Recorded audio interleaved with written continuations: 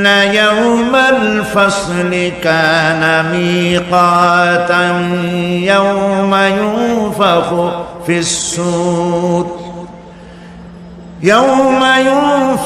في الصور فتأتون أفواجا وفتحت السماء فكانت أبوابا وسيرت الجبال فكانت سرابا صدق الله العظيم إن يوم الفصل كان ميقاتا নিঃসন্দেহে বিচারের দিনটি পূর্ব থেকেই নির্ধারিত হয়েই আছে। ইয়াউমা ইউনফাখু ফিস-সূর ফাতা'তুনা আফওয়াজা, যেদিন সিংহায় ফুঁক দেওয়া হবে তখন তোমরা দলে দলে বেরিয়ে আসবে। ওয়া ফুতিহাতিস সামাউ ফাকানাত আবওয়াবা, আর আকাশ সমূহ খুলে দেওয়া হবে তখন তা শুধু দরজা আর দরজা হয়ে যাবে। ওয়া সুইরাতিল জিবালু ফাকানাত সারাবা, আর পাহাড় সমূহকে চালিয়ে দেওয়া হবে ফলে তা মরীচিকায় পরিণত হয়ে যাবে। তেলাওয়াতকৃত আয়াতের এই হচ্ছে তরজমা। সূরা নাবা হচ্ছে নবী করিম সাল্লাল্লাহু আলাইহি ওয়াসাল্লাম বলেছেন, কেউ যদি দুনিয়ায় বেঁচে থাকা অবস্থায় পরকালীন দৃশ্য চোখে দেখতে চায় সেজন্য সূরা আন-নাবা, সূরা আল-মুরসালাত, সূরা আন-নাজিআত, সূরা আল-ইনফিতার, সূরা আত-তাকবীর, এই সূরাগুলি যেন পড়ে, তাহলে কিয়ামতের দৃশ্য নিজ চোখে অবলোকন করতে পারবে। সুবহানাল্লাহ। পরকালীন জীবন সম্পর্কে কোরআন যেসব যুক্তি পেশ করেছে তা হলো আল্লাহর এসব কিছুই বিচক্ষণতার বাইরে ছিল না, লক্ষ্যহীন এবং নিরর্থক নয়। আল্লাহ পাক বলছেন, أفحسبتم أنما خلقناكم عبثا وأنكم إلينا لا ترجعون, তোমরা কি ভেবেছো যে তোমাদেরকে সৃষ্টি করা হয়েছে খামোখা আর তোমাদেরকে আমার কাছে ফিরে আসতে হবে না? এটাই কি মনে করেছো? আল্লাহ রাব্বুল আলামিন কোরআনে কারীমের অন্যত্র বলেন, আয়াহসাবুল ইনসানু আইয়ুতরাকা সুদা, মানুষ কি ভেবেছে যে তাদেরকে নিরর্থক আমি সৃষ্টি করেছি? মোটেই না। ওয়ামা খালাকনাস সামাওয়াতি ওয়াল আরদা ওয়ামা বাইনাহুমা লাঈবিন। আল্লাহ পাক বলেন, এই আকাশ আর জমিন আর এর মধ্যবর্তী যা কিছু আমি সৃষ্টি করেছি কোনটাকে খেল তামাশার বিষয়বস্তু করে তৈরি করি নাই, নিরর্থক করে বানাই নাই। প্রত্যেকটি সৃষ্টির পেছনে বিচক্ষণতার দাবি হিসেবে সৃষ্টি করা হয়েছে, বিরাট কারণ রয়েছে, খামোখা বানানো হয় নাই। এই পৃথিবী একদিন শেষ হয়ে যাবে, এই বিশ্ব ব্যবস্থার একদিন পরিসমাপ্তি হয়ে যাবে, এই আকাশ থাকবে না, এই জমিন থাকবে না। বিশ্বাস করেন? আর যারা জবাব দিলেন না, বিশ্বাস করেন? আকাশ, জমিন, এ মানব গোষ্ঠী কিছুই থাকবে না, একদিন সব শেষ হয়ে যাবে। বিশ্ব ব্যবস্থার পরিসমাপ্তি কিভাবে ঘটবে?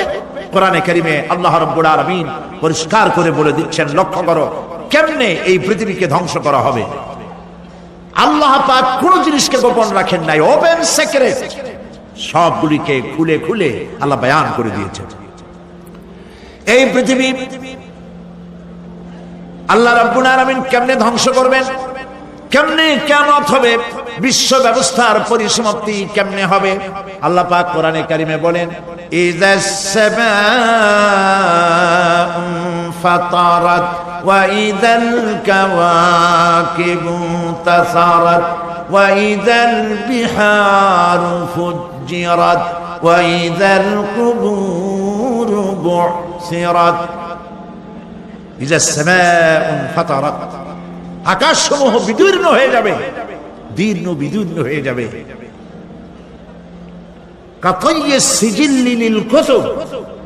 কিতাবের পৃষ্ঠা যেমন একটার উপরে একটা পড়ে, শুনতেছেন কথা?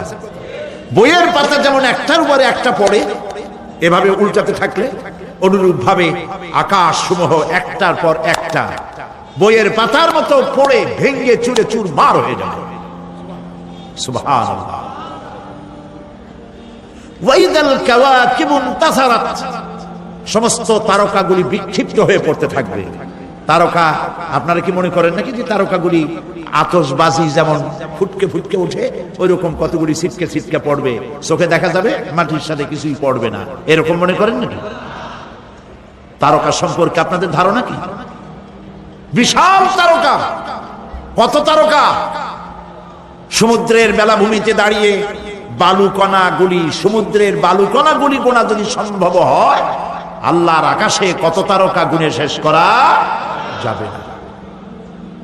এ তারকা এতটুক নয়, যতটুক আপনি দেখেন বিশাল তারকা। যে সূর্য পৃথিবীর চাইতে 13 লক্ষ গুণ বড়, এরকম 1.5 থেকে 2 অথবা 3 কোটি সূর্য খাইয়া পেটের মধ্যে হজম করতে পারে এমন হাজার হাজার বিলিয়ন বিলিয়ন তারকা আল্লাহ পাক গ্যালাক্সির মধ্যে পয়দা করে রেখেছেন। এগুলি যখন ছিটকে পড়তে থাকবে পৃথিবীর উপরে, ওয়াইদাল কাওয়াকিবু ইনতাসারাত, সমস্ত তারকাগুলি বিক্ষিপ্ত হয়ে পড়তে থাকবে। ওয়াইদাল বিহারু ফুজ্জিরাত, সমুদ্রগুলি দীর্ঘ বিদীর্ণ হয়ে যাবে, সমুদ্রের পানিগুলি নিঃশেষিত হয়ে যাবে, তলদেশ ফেটে যাবে এবং তলদেশ থেকে অগ্নি উদ্গীরণ হতে থাকবে, সমুদ্রের তলদেশ থেকে। বিশ্বাস করেন? এই মাটির মধ্যে আছে না আগুন, পাথর পোড়াইয়া আলকাত্রার মতো লাভা বানাইতে পারে এমন প্রচন্ড উত্তপ্ত আগুন রয়েছে মাটির ভেতরে। সমুদ্রের পানি সমূহ নিঃশেষিত হয়ে যাবে, দীর্ণ বিদীর্ণ হবে, সেখানে আগুন জ্বলতে থাকবে। কি ভয়াবহ দৃশ্য হবে! আর কবরের মধ্যে যা কিছু আছে কবরগুলি তা উদ্গীরণ করে দেবে। অন্য সূরার মধ্যে আল্লাহ পাক বলছেন, ইযাশ শামসু কুমিরাত ওয়া ইযান নুজুমুন কাদারাত ওয়া ইযাল জিবালু সুয়্যিরাত, যখন সূর্যকে ঢেকে দেওয়া হবে, বিশাল সূর্যটা হারায় যাবে, আর তারকাগুলো বিপর্যস্ত হয়ে যাবে, পাহাড়গুলিকে চালিয়ে দেওয়া হবে। ফাইদান নুজুমু তুমিসাত ওয়া ইদাস সামাউ ফুরিজাত ওয়া ইদাল জিবালু নুসিফাত, যখন তারকা স্থিমিত হয়ে যাবে, তারকাগুলিতে কোনো আলো থাকবে না, আসমান বিদীর্ণ হবে, পাহাড় সমূহ উড়িয়ে দেওয়া হবে। সুবহানাল্লাহ। পাহাড়গুলি উড়ায় দেওয়া হবে। অবস্থা লক্ষ্য করেন, আকাশ ভেঙে ভেঙে পড়তেছে, তারকাগুলি বিক্ষিপ্ত হয়ে পড়তেছে, সব সমুদ্রের পানি শেষ হয়ে গিয়েছে, সমুদ্রের তলদেশ ফেটে ফেটে অগ্নি উদ্গীরণ করে দিচ্ছে, সূর্য ঢাকা পড়ে গেছে। মহান আল্লাহ রাব্বুল আলামিন বলেন, শুধু সূর্য ঢাকা পড়বে না, মানুষেরা দেখতে পাবে فإذا برق البصر وخسف القمر وجمع الشمس والقمر, যখন চক্ষু বিস্ফারিত হবে, মানুষের চোখগুলি ছানা বড় হয়ে যাবে। এই দৃশ্য দেখে চাঁদে আলো নাই, সূর্যতে আলো নাই, চাঁদ আর সূর্য দুটি একাকার হয়ে যাবে।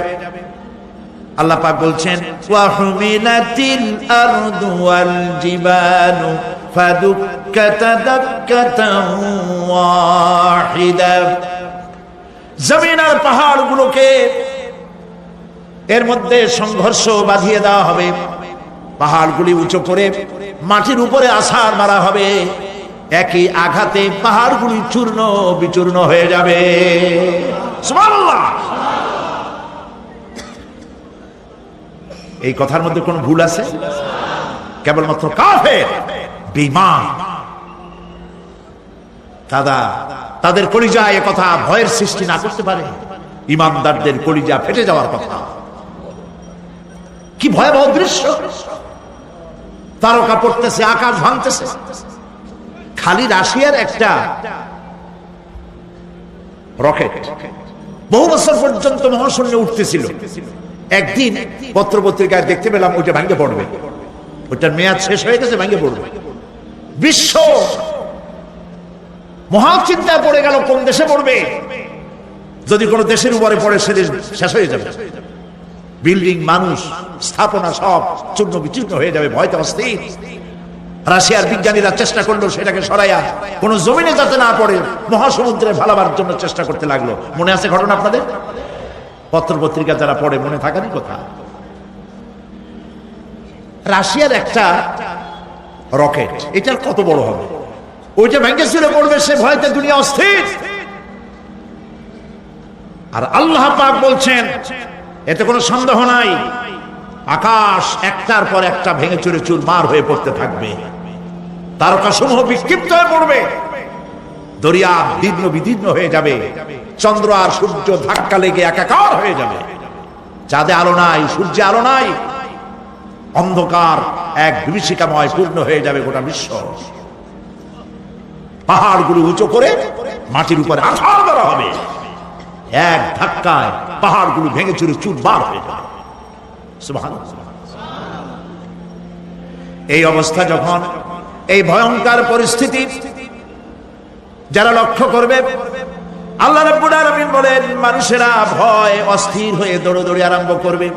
ইয়াকুলুল ইনসানু ইয়াওমাইদিন আইনাল মাফার। মানুষেরা পাগলের মতো শুধু দৌড়াদৌড়ি করবে আর বলবে পালাবো কোথায়, ভাগবো কোথায়, কোথায় যাব? আল্লাহ রাব্বুল আলামিন জবাবে বলেন কাল্লা লা ওয়াজরা ইলা রাব্বিকা ইয়াওমাইদিনিল মুস্তাকার। কখনই নয়, ভাগবার জায়গা নাই, পালাবার জায়গা নাই। আল্লাহ রাব্বুল আলামিনের আশ্রয় ছাড়া কোনো আশ্রয় নাই। এই বিভীষিকাময় দৃশ্য হয়ে যাবে, সব মরে যাবে, কেউ বাঁচবে না। মালাকুল মউতকে আল্লাহ পাক জিজ্ঞেস করবেন কে এখন বেঁচে আছে আর কারা বেঁচে আছে? তিনি বলবেন হযরতে জিবরাইল, হযরতে মিকাইল, হযরতে ইসরাফিল। আল্লাহ পাক নির্দেশ করবেন এদের জান কবজ করো। ইসরাফিল, মিকাইল জান কবজ হবে। হযরতে জিবরাইল আমিন শাদীদুল কুওয়া, প্রচন্ড ক্ষমতা আল্লাহ তাকে দান করেছেন। সুবহানাল্লাহ বলেন। দুনিয়ার সব নবীদের কাছে বাণী বহন করে নিয়ে আসছেন পূর্ণ অথেন্টিসিটির সাথে। সুবহানাল্লাহ। আল্লাহ পাক যাকে বলেছেন রূহুল আমিন। নবী করিম সাল্লাল্লাহু আলাইহি সাল্লামের মেরাজের রাত্রে যে কথা বলা হয়েছে ওয়ালাকাদ রাহু বিল উফুকিল মুবিন, পশ্চিম দিক বলয় তিনি যা দেখতে পেয়েছিলেন, তাফসীর বলছে হযরতে জিবরাইলের পূর্ণ আকৃতিতে নবী করিম সাল্লাল্লাহু আলাইহি সাল্লাম তাকে দেখতে পেয়েছিলেন। হযরতে জিবরাইল যখন দুনিয়া আসেন, কোন কোন কিতাবে লেখা হয়েছে 600 ডানা আছে তার, দুই ঝাপটায় আকাশ থেকে জমিনে চলে আসেন। সুবহানাল্লাহ। হযরতে জিবরাইলকে আল্লাহ পাক বলবেন তাকে মওত দাও, হযরতে জিবরাইল বিদায় হয়ে যাবে। আল্লাহ প্রশ্ন করবেন এখন আর কে বাকি? মান বাকিয়া ইয়া মালাকাল মউত। মালাকুল মউত বলবেন হে আল্লাহ তাআলা, এখন তোমার সামনে আমি দাঁড়িয়ে আছি, আর কেউ নেই। আল্লাহ পাক বলবেন মুত ইয়া মালাকাল মউত। আল্লাহু আকবার। মুত ইয়া মালাকাল মউত, মরে যা, মরে যা। মালাকাল মউত মরে চলে যাবে, এরপরে আর কেউ নাই। আল্লাহ রাব্বুল আলামিন এই অবস্থায় কত বছর কত কাল চলে যাবে আল্লাহ পাক ভালো জানেন, কেউ নাই। আজকের রাজত্ব কার? আল্লাহ প্রশ্ন করবেন আজকের রাজত্ব কার? আল্লাহ পাক আওয়াজ দিবেন, বলবেন আজকের রাজত্ব কার? কোন জবাব নাই, আকাশের নাই, জমিনের নাই, আকাশও তো নাই, কারো কোনো জবাব নাই। আল্লাহ পাক বলবেন লিল্লাহি ওয়াহিদুল কাহ্হার। আজ একমাত্র রাজত্ব হচ্ছে পরাক্রমশালী আল্লাহ রাব্বুল আলামিনের।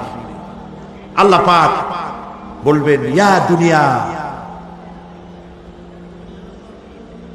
আইনা শিজারুকি, হে পৃথিবী তোর গাছগুলা কই? ইয়া দুনিয়া আইনা জিবালুকি, হে পৃথিবী তোর পাহাড়গুলা কই? আইনাল জব্বারিন, স্বৈরাচারেরা কোথায়? কারো কোনো জবাব হবে না। আল্লাহ পাক এরপরে আবার মানুষগুলিকে চিন্তা করবে, সুবহানাল্লাহ, ওয়া ইযাল কুবুরু বু'সিরাত, যা কিছু মাটির মধ্যে লুকায়িত ছিল সবগুলি আল্লাহ পাক বের করে নিয়ে আসবেন। হাসরের ময়দান হবে, উপস্থিত হবে সমস্ত মানুষ, কেউ পলায়ে থাকতে পারবে না কোথাও। কুমিরে যারা খাইছে, বাঘে যারা খেয়েছে, আগুনে যারা পোড়াইছে, পানিতে যে পৌঁছে গেছে, পোকামাকড়ে যারা খেয়েছে, কোনো পথ নাই। সবাই আল্লাহর দরবারে উঠবে, পায়ে জুতা নাই, মাথায় কাপড় নাই, পরনে কোনো কাপড় চোপড় নাই, উলঙ্গিনী। উম্মুল মুমিনিন হযরত আয়েশা সিদ্দিকা রাদিয়াল্লাহু তাআলা আনহা নবী করিম সাল্লাল্লাহু আলাইহি ওয়াসাল্লামের জবান মোবারকে এটা শুনে কেঁদে ফেললেন। বললেন, ইয়া রাসূলুল্লাহ, আমারও কি সেই অবস্থা হবে? তিনি বললেন, হ্যাঁ। উম্মুল মুমিনিন বললেন, ইয়া রাসূলুল্লাহ, তখন কি আমার শরম হবে না? আল্লাহর নবী বললেন, কিয়ামতের এই বিভীষিকাময় দৃশ্য দেখে মানুষ মানুষের দিকে তাকাবার কোনো হুঁশ থাকবে না। সব মানুষ উপরের দিকে তাকায় থাকবে, নিচে তাকাবার কারো কোনো ক্ষমতা থাকবে না। মানুষ অস্থির হয়ে যাবে। সেই হাসরের ময়দান বিচারক আল্লাহ রাব্বুল আলামিন প্রত্যেকটি মানুষকে তার কৃতকর্মের জন্য হিসাব দিতে হবে। আল্লাহ রাব্বুল আলামিন বলেন, পরকালীন জীবনের ব্যবস্থাপনাটা কেমনে হবে শোনো। ইন্নাস সামআ ওয়াল বাসারা ওয়াল ফুআদা কুল্লু উলাইকা কানা আনহু মাসউলা। কিয়ামতের দিন প্রত্যেকটি মানুষকে তার শ্রবণ সম্পর্কে, তার দৃষ্টি সম্পর্কে আর অন্তঃকরণের কল্পনা সম্পর্কে প্রত্যেকটি ব্যাপারে আল্লাহ পাক জিজ্ঞাসা করবে। কান দিয়েছিলাম, কি শুনেছো? যা শুনছো তা আমল করেছো কিনা? আমার নিষেধ করা জিনিসগুলো শুনছো নাকি? কানের জবাব দিতে হবে। কান আল্লাহ পাক দিয়েছেন, সুবহানাল্লাহ, আল্লাহ পাক দিয়েছেন কান। এই কান দুটো যার নাই, কান আছে শুনতে পায় না, কত বড় কষ্টে আছে সে। মানুষে চিল্লায় কথা কয়, সে বুঝেই না, আছে না এমন? এই কানের সম্পর্কে প্রশ্ন করা হবে, শ্রবণ সম্পর্কে, দর্শন সম্পর্কে প্রশ্ন করা হবে। যা দেখতে নিষেধ করেছি সেগুলো দেখছো নাকি? এর শুকরিয়া আদায় করেছো নাকি? দুটি চোখ, এর শুকর আদায় করা কি সম্ভব ভাই? আদায় করা সম্ভব? এই দুটি চোখ যদি না থাকতো আমার গর্ভধারিণী মাকে দেখতে পারতাম না। এই সুন্দর চোখ দুটি যদি আল্লাহ না দিতেন, আল্লাহর এই সুন্দর সৃষ্টি দেখা থেকে বঞ্চিত হয়ে যেতাম। আল্লাহকে বলি, মনিব, হে বিশাল আকাশের মালিক, তুমি দয়া করে না চাইতে আমাদের শরীরে যা দিছো নিয়ামত, মৃত্যুর আগে সিনায় নিও না। দুটি চোখের শুকর আদায় করতে পারবো না। চোখের মধ্যে পানি আছে, কান্নার পানি না, সবসময় চোখে পানি আছে। চোখে আমরা পলক দেই না? কত কুদরত আল্লাহ পাকের। এই পৃথিবীতে দিনে রাতে অসংখ্য পলুয়েশন, রোগ জীবাণু সমানে উঠতেছে। এখন যদি মাইক্রোস্কোপ যন্ত্র এখানে থাকতো তাহলে দেখতেন এই পরিবেশটা কত দূষিত, কত পলুয়েশন, কত জাম। এগুলি নাকের মধ্যে দিয়ে পেটে যাচ্ছে, চোখের মধ্যে ঢুকতেছে। ক্রমাগত চোখের ভিতরে ধুলাবালি ঢুকবে, আর পরিষ্কারের কোনো ব্যবস্থা যদি না করা হয় চোখের দৃষ্টি নষ্ট হয়ে যেতে পারে। এই জন্য আল্লাহ রাব্বুল আলামিন চোখের ভিতরে মেডিসিন রূপী এক প্রকারের পানি রেখেছেন, আর অটোমেটিক চোখের পাতা ওঠানামা করে প্রতি মুহূর্তে চোখকে ক্লিন করে দিতেছে। এই চোখ সম্পর্কে আল্লাহ রাব্বুল আলামিন প্রশ্ন করবেন, অন্তঃকরণ সম্পর্কে প্রশ্ন করবেন। জবাব দেওয়া সেদিন বড়ই কঠিন হয়ে যাবে। এই জন্য আল্লাহ রাব্বুল আলামিন দুনিয়াবাসীকে সতর্ক করে দিচ্ছেন।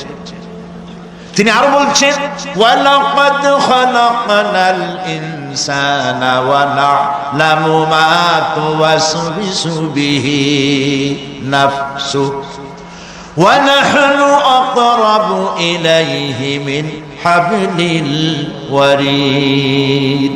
মানুষ সৃষ্টি করেছি আমি, তার অন্তঃকরণে কি চিন্তা হয়, কি কল্পনা হয় তাও জানি আমি। আর আমি আমার বান্দার যেই সাহারাকের উপরে মাথাটা খাড়া আছে, এই রোগের চাইতেও আমি বান্দার বেশি নিকটে। আল্লাহ পাক গোপন রাখেন নাই, বলে দিচ্ছেন আমি কিন্তু এখানে আছি। সুবহানাল্লাহ। আচ্ছা বলেন তো আল্লাহ কোথায় আছেন? এটি একটি মুশকিলের প্রশ্ন। সাধারণত লোকেরা বলে আল্লাহ সব জায়গায় আছে। এই কথা, এই জবাব সঠিক নয়। আকীদা সাফ হতে হবে। আল্লাহ সব জায়গায় আছে এই কথা সঠিক নয়। যদি আল্লাহ সব জায়গায় থাকেন তাহলে দুনিয়ার সব জায়গা ভালো না, কিছু কিছু খারাপ আছে, তাহলে খারাপ জায়গায়ও থাকতে হয়। নাউযুবিল্লাহ বলে। আল্লাহ কোথায় আছে এই প্রশ্ন আল্লাহরই করি। সওয়ালে মুকদ্দারের জবাব, পৃথিবীর মানুষ আল্লাহকে প্রশ্ন করবে তুমি কোথায় আছো। রব্বুল আলামিন প্রশ্ন করার আগে জবাব দিয়ে দিয়েছেন, আর রাহমানু আলাল আরশি ইসতাওয়া। আল্লাহ পাক আরশে আজিমে আছে। কোথায় আছে বলে? এক আঙ্গুল আকাশের দিকে উঁচু করে বলেন আল্লাহ কোথায় আছেন? আরশে আজিমে আছেন। সুবহানাল্লাহ। তবে আরশে আজিমে আছেন যে অবস্থা এমন নয় যে তিনি সাংঘাতিক রকমের কুয়াশার কারণে বাংলাদেশে কি হইতেছে তা দেখতে পান না। সে আল্লাহ রাব্বুল আলামিন সব কথা পরিষ্কার করে বলেছেন আমি তোমার ঘরের কাছে। তার মানে আল্লাহর ইলম, তার নজর, তার সামা এবং তার বাসার, তার দেখা, তার শোনা, তার ইলম সবটা আমাকে ঘিরে আছে, আমি তার বাইরে নাই। আল্লাহ মানুষকে সতর্ক করতেছেন, মা ইয়ালফিযু মিন কাওলিন ইল্লা লাদাইহি রাকীবুন আতীদ। মানুষ এমন কোন কথা বলে না যা আমার ফেরেশতারা রেকর্ড করে না রাখে। যা করো তাও লেখা হয়, যা বলো তাও লেখা হয়ে যায়। দুনিয়ায় গোয়েন্দা বিভাগ আছে, আমার দেশে গোয়েন্দা বিভাগ আছে না? কি নাম কত দুইটা আন্দাজে কইলো আছে, CID, DID, DFI, army intelligence, কত রকম গোয়েন্দা আছে, কত বাহিনী আছে আপনি টের পাবেন না। পাগড়ি একটা বাড়ি আপনার সামনে বসা, আপনি বুঝবেন না যে আপনার আমলনামা রেকর্ড করতেছে ওখানে বসে। আপনি তো মনে করেছেন দরবেশ সাহেব 6 সেল্লা দিয়ে আসছে, কিন্তু তিনি গভর্নমেন্ট অফিসার, আপনার সর্বনাশ করতেছে, আপনি টের পাচ্ছেন না। এটা যদি মানুষের রাষ্ট্র ঠিক রাখার জন্য দুনিয়ার সরকারের দরকার হয়, তাহলে আল্লাহ পাকের এই বিশাল সাম্রাজ্য রক্ষা করার জন্য আল্লাহর গোয়েন্দা বিভাগ নাই? আল্লাহ রাব্বুল আলামিন তার গোয়েন্দা বিভাগ কাজ করতেছি। আমরা বিশ্বাস করি না, আমরা বুঝতে পারি না, যার জন্য অন্যায়ের মধ্যে লিপ্ত হয়ে যাই। একবার আমি লন্ডন থেকে, লন্ডন শহরে রাত্রে যাচ্ছি, রাত 2টা-2:30 হয়। প্রতিমধ্যে রেড সিগন্যাল জ্বলল, গাড়িটা থামাই দিল, সামনে আর গাড়ি টাড়ি নেই। আমি ড্রাইভারে বললাম যে গাড়ি টাড়ি তো নাই সামনে, আমরা তো ইচ্ছা করলে যেতে পারি। ড্রাইভার বলল পারি, কিন্তু যাব না। কেন যাবেন না? বলল যে এই সিগন্যালের সাথে ক্যামেরা আছে, অটোমেটিক ক্যামেরা। আমি যদি এখান থেকে এটাকে ক্রস করি তাহলে আগামীকাল কোর্ট থেকে আমার নামে চিঠি আসবে। রাত 2:45।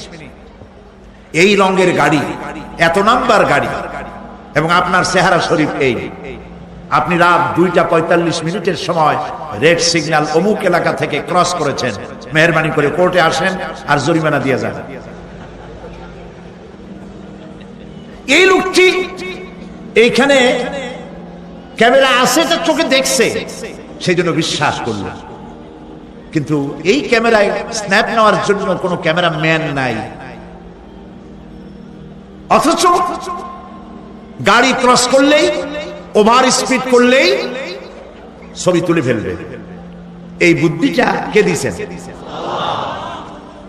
যিনি এই বুদ্ধিটা দিলেন তার কাছে এমন কোন বুদ্ধি নাই যে আপনার আমার অনবরত অটোমেটিক ক্যামেরা দিয়ে জীবনের সব কিছু আমাদের ধরে রাখে, এরকম কোন ক্যামেরা থাকতে পারে না, পারে কিনা?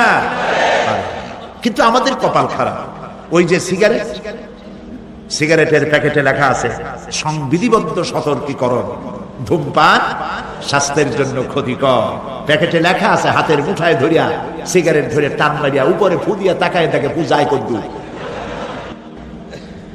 ওইখানে ক্যামেরার সাথে কোন মানুষ নাই, ক্যামেরা আছে তাই বিশ্বাস করে, কিন্তু আল্লাহর ক্যামেরাগুলি চোখে দেখে না। ওখানে যেমন রেড বর্ডার আছে, আল্লাহ রাব্বুল আলামিন জীবনের প্রত্যেকটি মোড়ে মোড়ে রেড বর্ডার লাগাই দিয়েছে।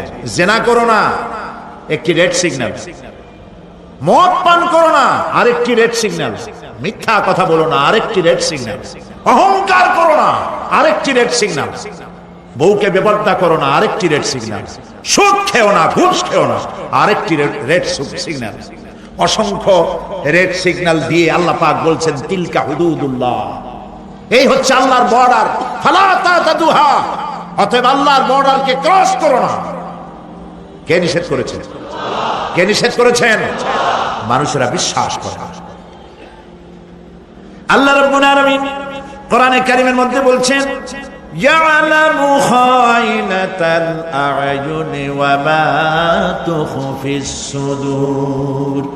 তোমার কথাগুলি রেকর্ড হয়, তোমার কাজগুলি রেকর্ড হয়, এমনকি তোমার মনের ভিতরে যে কল্পনা হয় সেগুলো রেকর্ড হয়। আর চোখে কি লুকোচুরি খেলে আল্লাহ তাও জানতে পারে। সানগ্লাস পরে চোখের ফাঁক দিয়া কারে দেখো, কেউ টের পায় না। টের পায় কে? জোরে বলেন আল্লাহ। মহান আল্লাহ রাব্বুল আলামিন বলেন, কোন গুনার কাজ করে, কোন সামান্যতম গুনার কাজ করেও এড়াতে পারবে না, এবং সামান্যতম ভালো কাজ করলেও তাতে পুরস্কার থেকে মাহরুম হবে না। আল্লাহ পাক বলেন ওয়া ইন কানা মিসকালা হাববাতিন মিন খারদালিন আতাইনা বিহা ওয়া কাফা বিনা হাসিবিন। একটি সরিষা পরিমাণ আমলকেও আল্লাহ পাক কিয়ামতে হাজির করবেন। হিসাব নেওয়ার জন্য আল্লাহ পাক বলেন আমি যথেষ্ট। সুবহানাল্লাহ। হিসাব নেওয়ার জন্য আল্লাহ পাক যথেষ্ট। হযরত ওমর রাদিয়াল্লাহু তাআলা আনহু আমিরুল মুমিনিন, খলিফাতুল মুসলিমিন হযরত ওমর ইবনুল খাত্তাব বলেন রাদিয়াল্লাহু তাআলা আনহু। সুবহানাল্লাহ। কোথা থেকে আল্লাহ কোথায় নিয়ে গেছে? নবীকে হত্যা করতে আসছিলেন, আর আল্লাহ তারে কোথায় নিয়ে গেছেন? সুবহানাল্লাহ। নবীজি বলেছেন লা নবিয়্যা বাদি ওয়ালা রাসূলা, আমার পরে নবী হবে না, রাসূল হবে না। যদি কেউ নবী বা রাসূল হইতো, কে হইতো? ওমর রে আল্লাহ নবী বানাই দিতেন। সুবহানাল্লাহ। সেই ওমরের কতটুকু জানি আমরা? অনেক কিছুই জানি। হযরত ওমর রাদিয়াল্লাহু তাআলা অন্ধকার রাত্রে একদিকে যাচ্ছিলেন, পেছনে কিছু লোক ছিল। হঠাৎ করে তিনি প্রশ্ন করলেন, আচ্ছা তোমাদের মধ্যে কেউ কি বলতে পারো কোরআনে কারীমের মধ্যে সবথেকে হতাশাব্যঞ্জক আয়াত কোনটি? অন্ধকারের ভেতরে একজনে জবাব দিলেন ফামান ইয়ামাল মিসকালা যাররাতিন খায়রান ইয়ারা ওয়া মান ইয়ামাল মিসকালা যাররাতিন শাররান ইয়ারা।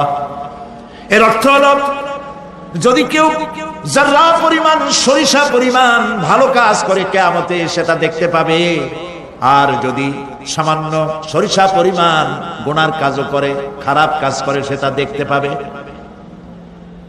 এই আয়াতটি যখন নাজিল হয়, সূরা যখন নাজিল হয়, হযরতে আবু সাঈদ খুদরি রাদিয়াল্লাহু তাআলা আনহু তিনি রাসূলুল্লাহকে প্রশ্ন করলেন, ইয়া রাসূলুল্লাহ, আল্লাহ যে আয়াত নাযিল করলেন, কিয়ামতের দিন আমি কি আমার এমন কি ছোট্ট পাপও কি দেখতে পাবো?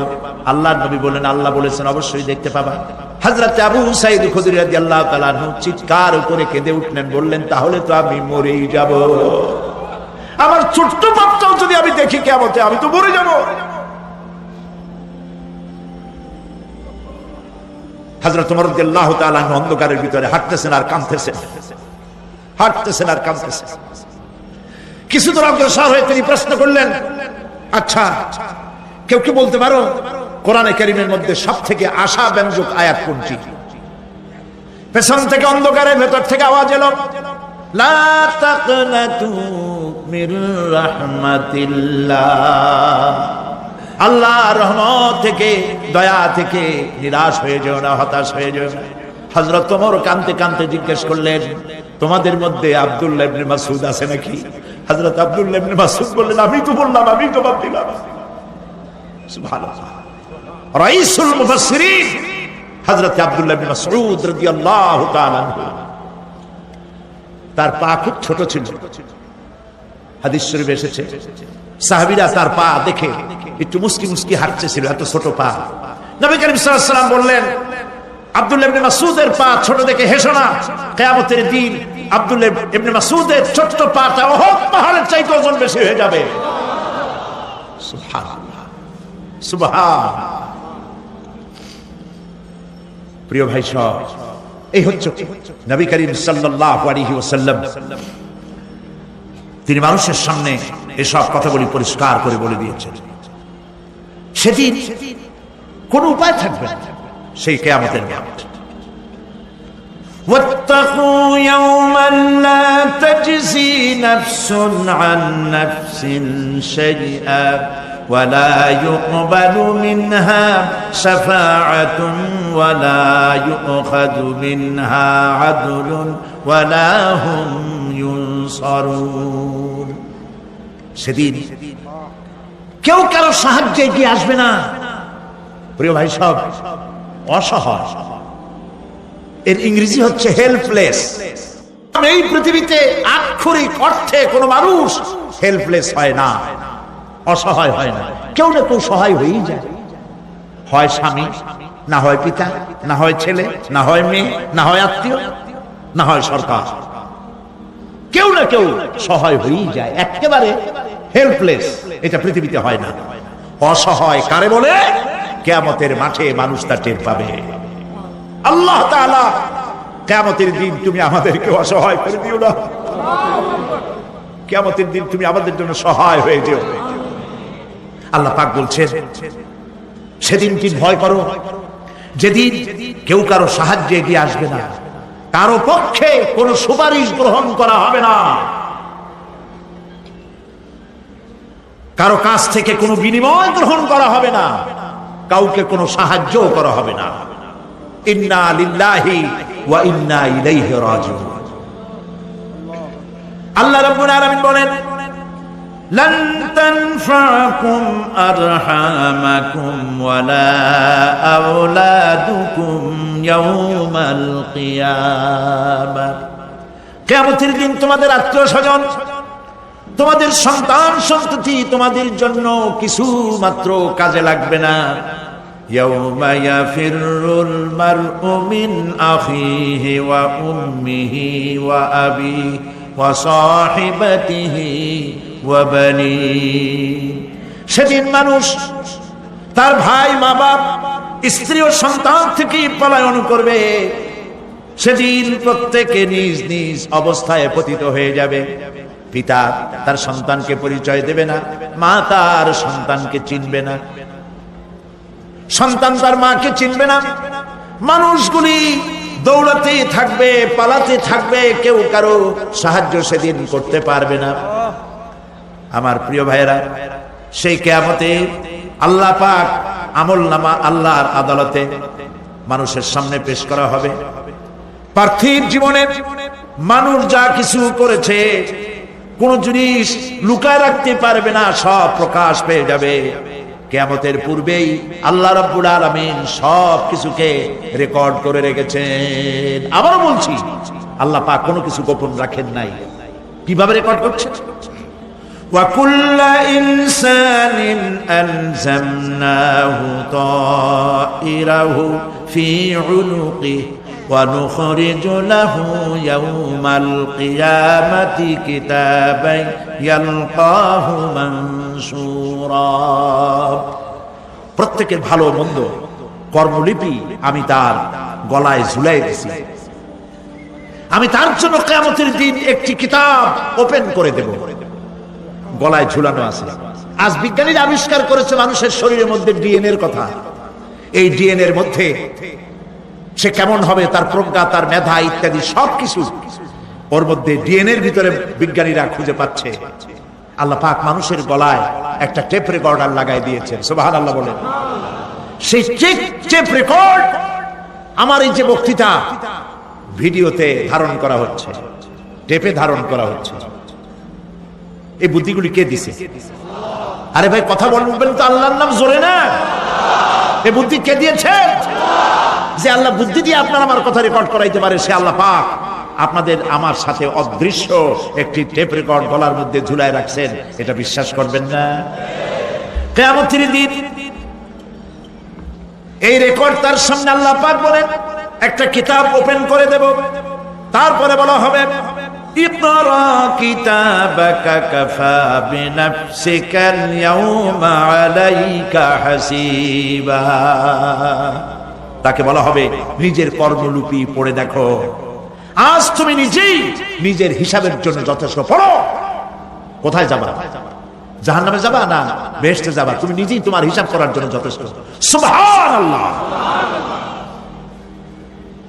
সেদিন কোনো সাহায্যকারী পাওয়া যাবে না, ওকালতি করার জন্য কাউকে পাওয়া যাবে না। বিশ্বাস করুন, বিশ্বাস করুন, কোন পীর সাহেব, কোন খাজা বাবা কিয়ামতের দিন আপনার আমার উপকারে আসবে না, আসবে না, আসবে না। আমল ভালো হবে, আল্লাহ ক্ষমা করবেন। আমল ভালো নাই, পীর সাহেবরা কিছু করতে পারবেন না। কেউ কেউ মনে করেন পীর সাহেব আমার সুপারিশ করবেন। কিয়ামতের দিন আপনারাই দেখবেন ওনাদের সুপারিশ কে করে।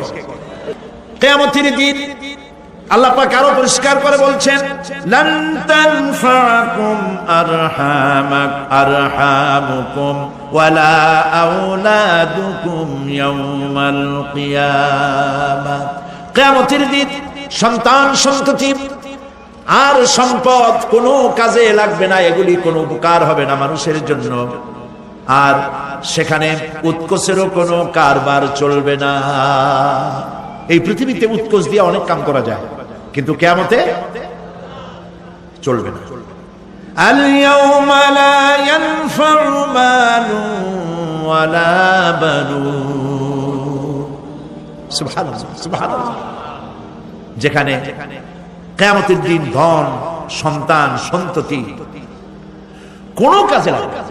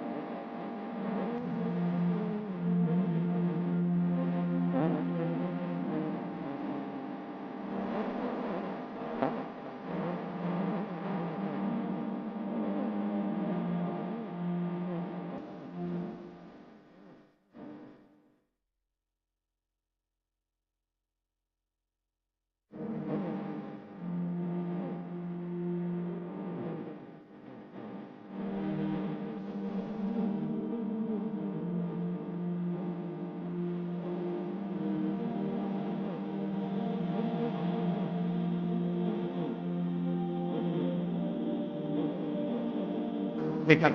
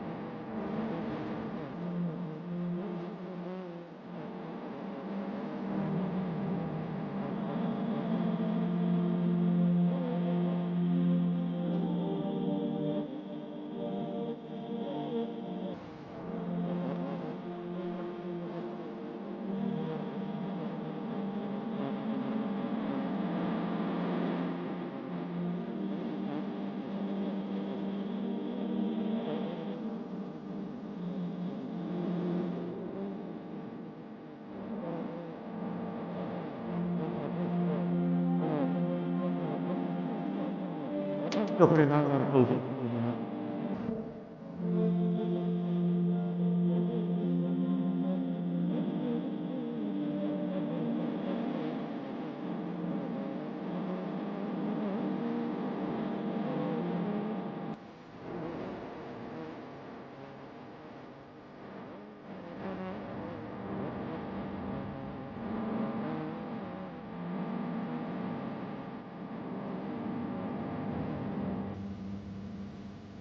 তার অর্থ হচ্ছে নিকটবর্তী হওয়া, মুখ ঘুরানো, মুতাওয়াজ্জা হওয়া।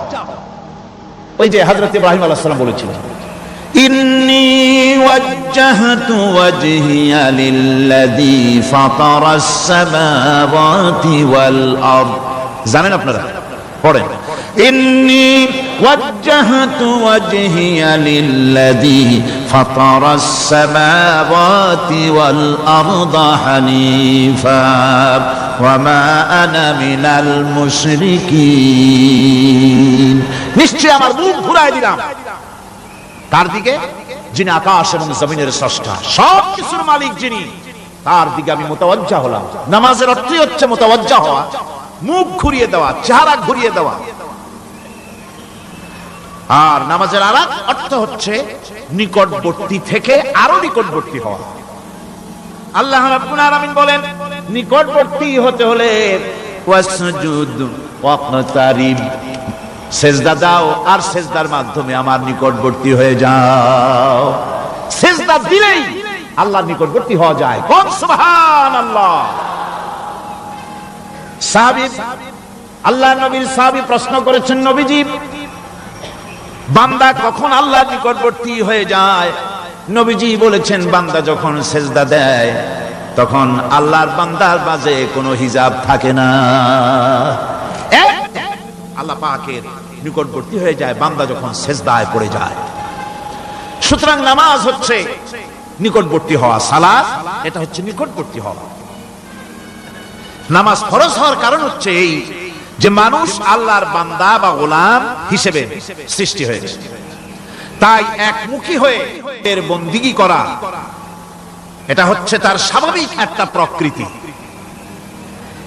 আল্লাহ রাব্বুল আলামিন এই প্রকৃতির দাবি মিটাবার জন্যই নামাজের ব্যবস্থা করেছেন। মানুষের ফিতরত, মানুষের নেচার, মানুষের ফিতরত হচ্ছে এই যে কারো না কারো কাছে মাথা নত করা, হাত জোড় করা, মাথা নত করা, সার্বভৌমত্বের মালিক কাউকে মনে করা। হাত জোড় করতে হলে, মাথা নত করতে হলে, সার্বভৌমত্বের মালিক হিসেবে কাউকে গ্রহণ করতে হলে আল্লাহর বিকল্প কেউ আছে নাকি? ইসলামের মূল দাওয়াতটা হলো ফিতরাত অনুযায়ী দাওয়াত দেওয়া হয়েছে, মানুষ যেন মাথা নত করে, গোলামি করে। এজন্য আল্লাহ রাব্বুল আলামিন বলেছেন যে আমি মানুষ এবং জিনকে সৃষ্টি করেছি, তার কারণটাই হলো মা খালাকতুল জিন্না ওয়াল ইনসা ইল্লা লিয়াবুদুন। মানুষ আর জিন জাতিকে সৃষ্টি করা হয়েছে ইবাদতের জন্য, গোলামির জন্য। ইবাদত আর গোলামি এটাই করতে হবে, গোলামি করতে হবে, দাসত্ব করতে হবে। আর এই দাসত্ব, আল্লাহর আনুগত্যই গোলামির দাওয়াত দিয়েছেন দুনিয়ার সব নবীরা। কোন নবী বলেন নাই যে আমার গোলামি করো। কেউ বলেছেন? বলেন জোরে, কেউ বলেছেন? আল্লাহ পাক বলেন, ওয়ালাকাদ বা'আসনা ফি কুল্লি উম্মাতির রাসূলা আন ইবুদুল্লাহা ওয়াজতানিবুত তাগুত। প্রত্যেক জাতির জন্য আমি রাসূল প্রেরণ করেছি, তারা মানুষকে দাওয়াত দিয়েছেন এই কথা বলে যে এক আল্লাহর গোলামি করো, তিনি ছাড়া কোনো ইলাহ নাই, আইনদাতা নাই, বিধানদাতা নাই, তার গোলামি, তার সামনে মাথা নত করে দাও। নামাজ হচ্ছে তাওহীদের অবশ্যম্ভাবী এক বহির্প্রকাশ। তাওহীদের জন্য তাওহীদবাদী মানুষ যারা, তাদেরকে নামাজ আদায় করতেই হবে। আকীদা বিশ্বাসের দিক থেকে তাওহীদ যদি হয় পুরা দ্বীনের মূল উৎস, তাহলে আমলের দিক থেকে নামাজ হচ্ছে পুরা দ্বীনের মূল ভিত্তি। নামাজ হচ্ছে আমলের মূল ভিত্তি, এর বাস্তবায়ন ছাড়া দ্বীন পূর্ণ হয় না। নামাজ মুমিনের কেবলমাত্র একটি উত্তম আমলই নয়, বরং নামাজ হচ্ছে ঈমানের মূল ভিত্তি। যার কাছে নামাজ নাই তার কাছে কিছুই নাই। রাসূল করিম সাল্লাল্লাহু আলাইহি ওয়াসাল্লাম বলেছেন যে নামাজ যে ব্যক্তি পড়ে না আল্লাহ পাকের সাথে তার কোনো সম্পর্ক বাকি থাকে না। সুতরাং এই নামাজটা হচ্ছে এই যে একমাত্র একাগ্র চিত্তে আদবের সাথে আল্লাহর সামনে রুজু হয়ে যাওয়া। কোরআনে কারীম বলছে মুনিবিনা ইলাইহি ওয়াত্তাকুহু ওয়া আকিমুস সালাতা ওয়া লা তাকুনু মিনাল মুশরিকিন। তোমরা আল্লাহর দিকে রুজু হয়ে যাও এবং তাকে ভয় করে অন্যায় কাজ থেকে বিরত থাকো আর নামাজ কায়েম করো, মুশরিকদের অন্তর্ভুক্ত হয়ে যেও না। নামাজ কায়েম করা, নামাজের আদেশ কোরআনে কারীমের মধ্যে আল্লাহ পাক বহু জায়গায় করেছেন। ঈমানের পর নামাজই হচ্ছে সবচেয়ে বড় জরুরি। একজন মানুষ ঈমান আনলো, যেমন কালকে একজন ঈমান এনেছে, ঈমান আনার সাথে সাথে তার প্রথম কাজ কি বলুন? বলেন প্রথম কাজ কি? ফজরের নামাজের আগে একজন ইসলাম কবুল করলেন, তার প্রথম দায়িত্ব নামাজকে আদায় করে দেওয়া, ফজরের নামাজ পড়া। যোহরের আগে কেউ ঈমান আনলো, তার প্রথম দায়িত্ব যোহরের নামাজ আদায় করা। আসরের নামাজের আগে ঈমান এনেছে, তার প্রথম দায়িত্ব হলো আসরের নামাজ আদায় করা। তার মানে হলো ঈমান আনার পর একজন ঈমানদারের প্রথম দায়িত্ব হচ্ছে নামাজ। গুরুত্বপূর্ণ বিষয়, খুব ভালো করে শুনতে হবে, ইয়াদ রাখতে হবে প্রত্যেকটি মুসলমানের। এই নামাজ কি জিনিস, কেমনে আদায় করতে হবে, আদায় না করলে কি হবে, গুরুত্বপূর্ণ এই কথাগুলি প্রত্যেকের স্মরণ রাখতে হবে। কিয়ামতের দিন মানুষ যে জাহান্নামে যাবে, জাহান্নামের জন্য, জাহান্নামে যে সব কারণে যাবে তার মধ্যে বড় কারণ কালকে বলেছিলাম, দেখি মনে আছে নাকি? বড় কারণ কয়টা? কয়টা? আলহামদুলিল্লাহ মনে আছে। আল্লাহ রাব্বুল আলামিন বলেন ইয়াতাসাআলুনা আনিল মুজরিমিন, কিয়ামতের দিন অপরাধীদেরকে জিজ্ঞেস করা হবে মা সালাকাকুম ফি সাকার, জাহান্নামে কেন আসছো? জবাবে তারা বলবে ক্বালু লাম নাকু মিনাল মুসাল্লিনা ওয়া লাম নাকু নুতঈমুল মিসকিন, নামাজ পড়ি নাই আর এতিম মিসকিনদের খেতে দেই নাই, এই কারণেই জাহান্নামে এসেছি। নাউযুবিল্লাহ। নামাজ যারা পড়বে না জাহান্নামে যেতে হবে। কোথায় যেতে হবে? আকীদাগত দিক থেকে ঈমান হলো তাওহীদের স্বীকৃতি, আর আমলের দিক থেকে নামাজ হচ্ছে তাওহীদের বহিঃপ্রকাশ। আপনি মুসলমান তা প্রমাণ হবে নামাজ দিয়ে। নামাজহীন ঈমানের দাবি মূল্যহীন। যার নামাজ নাই তার ঈমানের দাবি করার কোনো মূল্যই নেই। অনেক এরকম কথা বলে, হুজুর আমি মানুষটা নিতান্ত খারাপ না, যাই মনে করে, গ্রামে রাস্তা বানাইছি, ব্রিজ করে দিয়েছি, কালভার্ট করেছি, এতিম মিসকিনদের তাও মাঝে মধ্যে খাবার দেই, বিধবারে কাপড় চোপড় দেই, মানুষটা আমি নিতান্ত খারাপ না, তবে এই মাঝে মধ্যে একটু নামাজ পড়ি না, তাতে কি আমার ঈমান নষ্ট হয়েছে নাকি? আমি বলি ভাই ঈমানই তো নাই, নষ্ট হবে কি? ঈমান থাকলে না নষ্ট হবে? ঈমান নাই। সুতরাং একজন মুসলমান যদি নামাজ না পড়ে নিজেকে মুসলমান বলে দাবি করার কোন হক তার না, দাবি করার অধিকার। নামাজ হচ্ছে জিন্দেগি, নামাজটাই মূলত জিন্দেগি। নামাজটা কি? জিন্দেগি।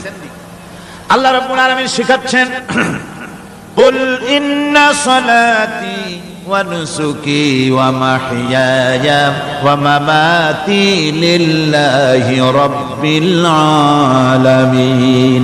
মুহাব্বতের সাথে সবাই পড়েন কুল ইন্না সালাতি ওয়া নুসুকি ওয়া মাহইয়ায়া ওয়া মামাতি লিল্লাহি রাব্বিল আলামিন।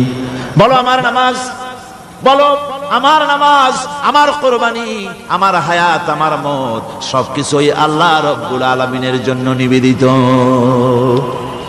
আমার বেঁচে থাকা, আমার মরে যাওয়া সব আল্লাহর জন্য। সে আল্লাহ রাব্বুল আলামিন, তার জন্য সবকিছু নিবেদিত করতে হবে। আল্লাহ পাকের গোলাম আমাদের বানিয়েছেন, আল্লাহ আমাদের গোলামি করা লাগবে। আর গোলামির নমুনা যাকাত দিয়া, হজ দিয়া, দান দিয়া, সদকা দিয়া, কোন জিনিস দিয়ে নামাজের মতো গোলামির উৎকৃষ্ট প্রমাণ বা নমুনা আর কিছুতে নাই। আমি যে গোলাম তার উৎকৃষ্ট প্রমাণ হচ্ছে নামাজ।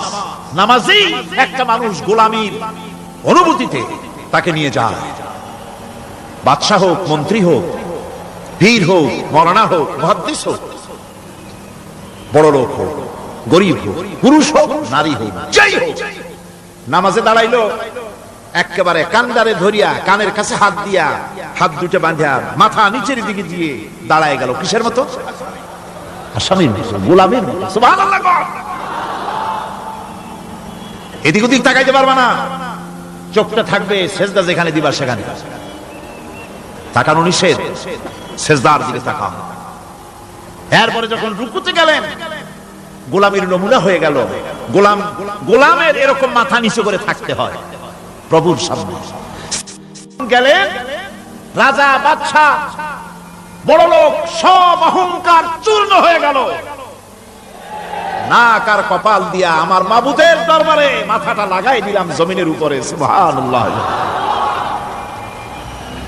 আমি আমার ভাষায় বলি, আমি আমার ভাষায় কথাটা এভাবে বলি, এই জমিনটা যদি কাগজ হয় আর আমার নাকটার কপালটা যদি কলম হয়, তাহলে আমি যে গোলাম দৈনিক 5 বার আমার নাক আর কপাল দিয়া জমিন নামক কাগজের উপরে, দাস খতের উপরে দৈনিক 5 বার নাক আর কপাল দিয়া সই করে দেই, আল্লাহ আমি তোমার গোলাম আর কারো গোলাম নই, আমি একমাত্র তোমার গোলাম। ঘুমের থেকে উঠে সেজদা দিয়া বলি, দুপুরের সময় কাজ ফালাইয়া আরেকবার বলি, বিকেল আসার আগে আসরে আরেকবার বলি, দিন যখন শেষ হয় আরেকবার বলি, রাতে যখন শুতে যাই আরেকবার সেজদা দিয়া ঘোষণা করি, মাবুদ আমি তোমার গোলাম। সুবহানাল্লাহ। নামাজ হচ্ছে ইসলামের গণ্ডির মধ্যে প্রবেশের প্রমাণ। কোরআনে কারীম বলছে, ফাইন তাবু ওয়া আকামুস সালাতা ওয়া আতাউজ যাকাতা ফাইখওয়ানুকুম ফিদ্দীন। সূরা তাওবা এসেছে। তারা যদি তওবা করে আর নামাজ কায়েম করে, যাকাত যদি আদায় করে, তাহলে এখন তোমাদের সে দ্বীনি ভাই, এখন ভাই হয়ে গেল। একটু আগে ছিল কাফের মুশরিক, এখন তোমার দ্বীনি ভাই। দ্বীনের গণ্ডির মধ্যে প্রবেশ করা, কলেমা পড়ার সাথে সাথেই নামাজ। নামাজ হচ্ছে দ্বীনের প্রধান গেট, দ্বীনের প্রধান তোরণ। দ্বীনের মধ্যে প্রবেশ করার জন্য এই গেট দিয়ে প্রবেশ করতে হবে। সুতরাং এই নামাজের এতই গুরুত্ব দেওয়া হয়েছে। ইসলাম যদি ক্ষমতায় আসে, আল্লাহ যেন এনে দেন, জোরে কোন আমিন। ইসলাম যদি ক্ষমতায় এসে যায়, রব্বুল আলামিন তাফসীরে মাহফিল কোরআন সামনে নিয়ে আশা করে তোমার দরবারে দোয়া করি, এই বিশাল জনসমুদ্রের দোয়া কবুল করো মাবুদ গো, এই বাংলাদেশকে ইসলামের দেশ বানাইয়া দাও। দেশটা যদি ইসলামের হয়ে যায়, আইন যদি আল্লাহর হয়, শাসন যদি সৎ লোকেরা করে, রব্বুল আলামিন কোরআন শরীফে বলেন, তাহলে তারা 4টা কাজ করবে। আল্লাযীনা ইমাক্কান্নাহুম ফিল আরদ আকামুস সালাতা ওয়া আতাউজ যাকাত ওয়া আমারু বিল মা'রুফি ওয়া নাহাউ আনিল মুনকার। মুমিনরা ক্ষমতায় এসে প্রথম যে কাজটা করবে, প্রথমে ক্ষমতায় এসেই নামাজ বাধ্যতামূলক করবে। প্রথম কি? ওয়াজ নসিহতে অনুরোধ করা হবে না, বাবাজিরা আল্লাহর রাস্তায় নামাজটা পড়ে না। রেডিও এবং টেলিভিশনের মাধ্যমে রাষ্ট্রপ্রধান অর্ডার করে দিবেন, যারা আকেল বালিগ সকলের জন্য নামাজ বাধ্যতামূলক, নামাজ পড়তেই হবে, এটা অর্ডার। বেলা যখন 1টা বেজে যাবে, বেলা যখন 1টা বাজবে, সমস্ত মসজিদে আজান শুরু হয়ে যাবে। আজানের সাথে সাথে অফিস, আদালত, কল কারখানা, ক্ষেত খামার, শিক্ষাঙ্গন সব গেট লক হয়ে যাবে। আধা ঘন্টার জন্য বন্ধ হয়ে যাবে। যারা মুসলমান অফিসে, কলেজে, ইউনিভার্সিটিতে, সর্বত্র তারা নামাজের জন্য প্রস্তুতি নেবেন। আধা ঘন্টার ভিতরে নামাজ আর খানা সেরে আবার কলেজ চলবে, বিশ্ববিদ্যালয় চলবে, কল চলবে, কারখানা চলবে, ক্যান্টনমেন্ট চলবে, সেক্রেটারিয়েট চলবে, সব আপন গতিতে চলতে থাকবে। আল্লাহর রহমত, বরকত আকাশ থেকে নাযিল হয়ে যাবে। আর এই অর্ডারকে দেওয়া হবে, নামাজ পড়বেন, নামাজ পড়বেন সেখানে। থানায় যখন আজান হবে, থানায় আজান হয়ে গেছে, থানার স্টাফ, পুলিশ যারা আছে জামাতে খাড়া হয়ে যাবে, ইমামতি করবেন ওসি সাহেব। এসপির অফিসে এসপি সাহেব ইমামতি করবেন, ডিসি সাহেব তার অফিসে ইমামতি করবেন, মন্ত্রী সেক্রেটারিয়েট ইমামতি করবেন, প্রেসিডেন্ট বঙ্গভবনে ইমামতি করবেন, বিশ্ববিদ্যালয়ের ভাইস চ্যান্সেলরের ইমামতিতে সে জায়গার মুসলমান ছাত্র ছাত্রী, শিক্ষক শিক্ষয়িত্রী এক জামাতে নামাজ আদায় করবে। এই যদি হয় চিত্র দেশের, অপরাধ থাকবে? থানায় ওসি সাহেব নিজেই যদি জামাতের ইমামতি করেন, এইভাবে নামাজ আদায় করেন পুলিশদের নিয়ে জামাতে, ঘুষ আর খাবে তারা? এসপি সাহেবের অফিসে, ডিসি সাহেবের অফিসে মন্ত্রীরা যদি ভাবে নামাজ কায়েম করে, তাহলে কি অন্যায় অপরাধ কিছু থাকবে সমাজে? থাকবে না। সুতরাং নামাজ বাধ্যতামূলক করে দেওয়া হবে। নামাজ বাধ্যতামূলক, সকলকে নামাজ পড়তে হবে। নামাজ হচ্ছে অপকর্মের প্রতিবন্ধক। নামাজ পড়লে অন্যায় কাজ থেকে বাঁচার পর, অন্যায় থেকে বাঁচাই কিসে? নামাজ। আল্লাহ রাব্বুল আলামিন বলেন, উতলু মা উহিয়া ইলাইকা মিনাল কিতাবি ওয়া আকিমিস সালাম ইন্নাস সালাতা তানহা আনিল ফাহশাই ওয়াল মুনকার। হে নবী, এই কিতাব তেলাওয়াত করো যা তোমার প্রতি অবতীর্ণ করা হয়েছে, এই কিতাব তেলাওয়াত করো আর নামাজকে প্রতিষ্ঠা করো। নিঃসন্দেহে নামাজ মানুষকে পাপাচার থেকে বাঁচায়া দেয়। অশ্লীলতা পাপাচার থেকে মানুষকে বাঁচায় কে? জোরে চিল্লা এখন কে? এই নামাজ মানুষকে অন্যায় কাজ থেকে বাঁচায় দেয়। নামাজ যে মানুষকে অন্যায় কাজ থেকে বাঁচায়, কেমনে বাঁচায়? আমরা যে নামাজ পড়ি, এই নামাজে তো আমাদেরকে অন্যায় কাজ থেকে বাঁচাইতে পারে না। নামাজি বহুত মানুষ আছে অন্যায় করে, করে কিনা? করে না? করে না? করে। নামাজি অথচ অন্যায় করে। আর আল্লাহ বলছেন নামাজিকে, নামাজ তাকে অশ্লীলতা থেকে ফিরায়। তাহলে কথা কারটা ঠিক? আল্লাহটা। জোরে বলেন কারটা ঠিক? অবশ্যই আমার আল্লাহর কথা হক। আমি ভুল করতেছি, আমি যেন কোথাও ভুল করতেছি, সামথিং ইজ রং, কোথাও যেন আমরা ভুল করে বসতেছি। সেই ভুলটা কি আমরা আবিষ্কার করতে চেষ্টা করবো ইনশাআল্লাহ। প্রথম যে কথাটা সেটা হচ্ছে এই যে আমরা যা নামাজে পড়ি আমরা তা বুঝি না। কথা ঠিক কিনা? আমি যদি এখন প্রশ্ন করি সামি আল্লাহু লিমান হামিদা অর্থ কি, কম ফার্স্ট ডিভিশনে কয়েকটা লেটার নিয়ে ফেল করবেন, এরকম লোক আছেন না নাই? সুবহান রাব্বিয়াল আলা অর্থ কি জানি না, সুবহান রাব্বিয়াল আযীমের অর্থ কি জানি না, দোয়া কুনুত অর্থ কি জানি না, তাশাহুদ অর্থ কি জানি না, সূরা ফাতিহার অর্থ কি জানি না। এমন কি উযুর মধ্যে কয়টা ফরজ তাও অনেকের জানা নাই। কথা কি বেশি বললাম না ঠিক বলছি? একজনে জিজ্ঞেস করলো, মিয়া উযুতে কয় ফরজ? কয় হুজুর কি মনে করেন যে বুঝি জানি না? এটা তো সাধারণ ব্যাপার, বলেন না কয় ফরজ? কয় উযুতে তো 17 ফরজ। কি কি? কয় হাত ধোয়া, পাও ধোয়া, মুখ ধোয়া, নাক ধোয়া, চোখ ধোয়া, জিহ্বা ধোয়া, মাথা ধোয়া। বলতে বলতে গুণে দেখা গেল প্রায় 19টার মতো বলছে।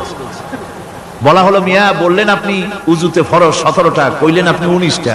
কয় হুজুর জানি আরো, বলি না আপনাদের ভয় থাকে। উযু জানে না, নামাজ জানে না, তাকেই নামাজ কেমনে ফিরাবে অন্যায় কাজ থেকে? কথা বুঝতে পেরেছেন?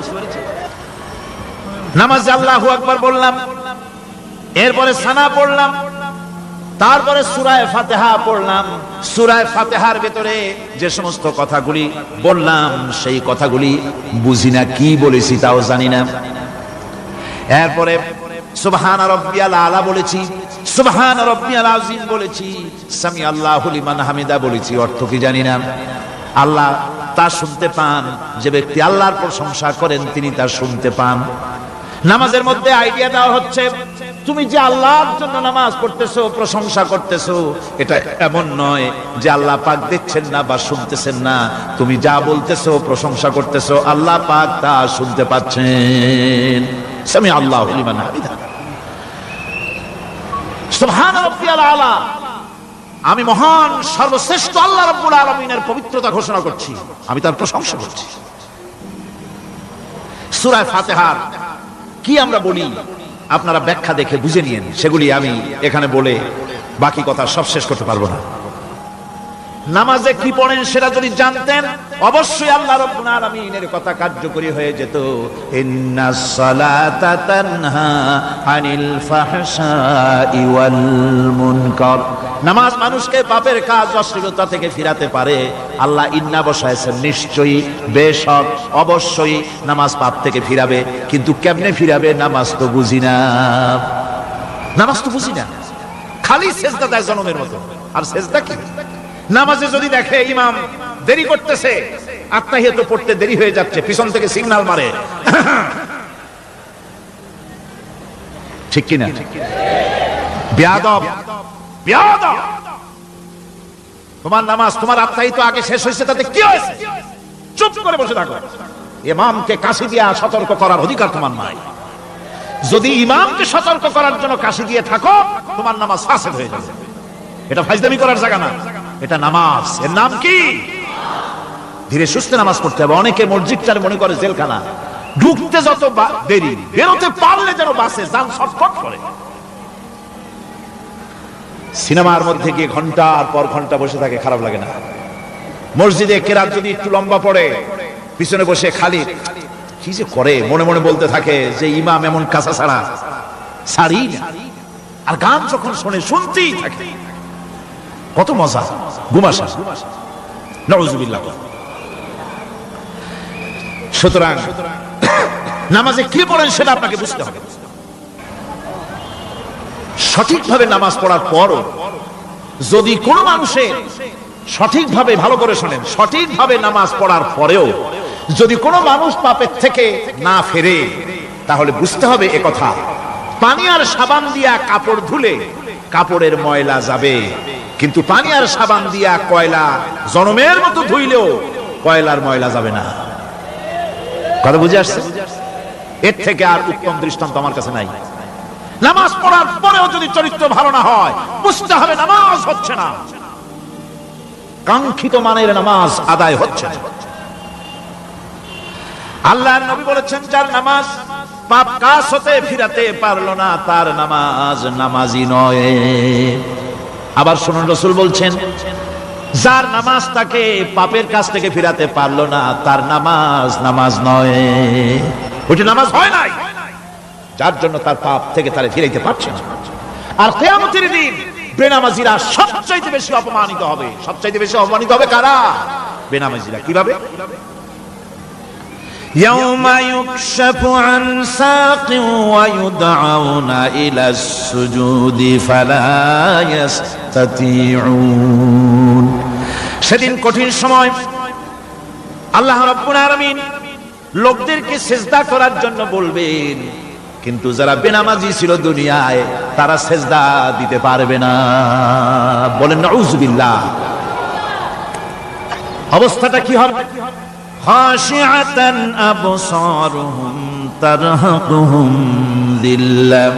তাদের দৃষ্টি নিচু হবে, লাঞ্ছনা এবং অপমান তাদের উপরে চেপে বসবে, সিজদা দিতে পারবে না। আল্লাহ আমাদেরকে ক্ষমা করুন। কিয়ামতের দিন হযরত আদম আলাইহিস সালাম থেকে শুরু করে পৃথিবীর সমস্ত মানুষের সামনে আল্লাহ রাব্বুল আলামিন সিজদা করার জন্য অর্ডার করবেন। যারা নাকি বেনামাজি, ওরা আল্লাহর দরবারে সেদিন সিজদা দিতে পারবে না, লাঞ্ছিত, অপমানিত হবে।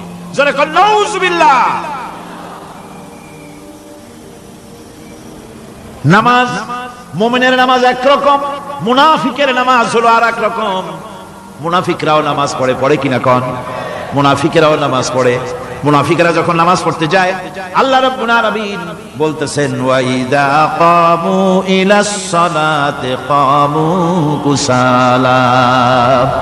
মুনাফিকরা যখন নামাজ পড়তে দাঁড়ায়, নামাজে আসে ঠিক তারা, কিন্তু নামাজের জন্য দাঁড়ায় খুব শৈথিল্য ভারে, শৈথিল্য ভাবে দাঁড়ায়, কাহিলি, সুস্তি, এ জায়গা চুলকায়, পায়জামা ধরে টান দেয়, টুপিটা ঘুরাইয়া এদিক ওদিক তাকায়। মুনাফিকের নামাজ দেখলেই ঠিক পাওয়া যায় যে বেটা মুনাফিক। এইভাবে সে দাঁড়ায়। তার নামাজটা কি জন্য?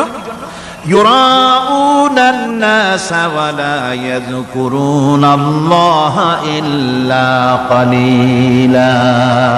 তাদের নামাজ হচ্ছে মানুষকে দেখাবার নামাজ। নাউজুবিল্লাহ। এখন দেখবেন এই মৌসুম আসছে, নামাজের মৌসুম, বেনামাজিদের নামাজের মৌসুম। জনসভা হচ্ছে, নির্বাচন আসতেছে, নামাজে রক্ত হয়ে গেছে, তাড়াতাড়ি আজান হয়ে গেল, টুপি না থাকলে রুমাল একটা মাথায় দিল, উজু আছে কিনা আছে, আল্লাহু আকবার, যা আছে কপালে হয়ে যায়। মানুষকে দেখাবার জন্য এরা নামাজ পড়ে।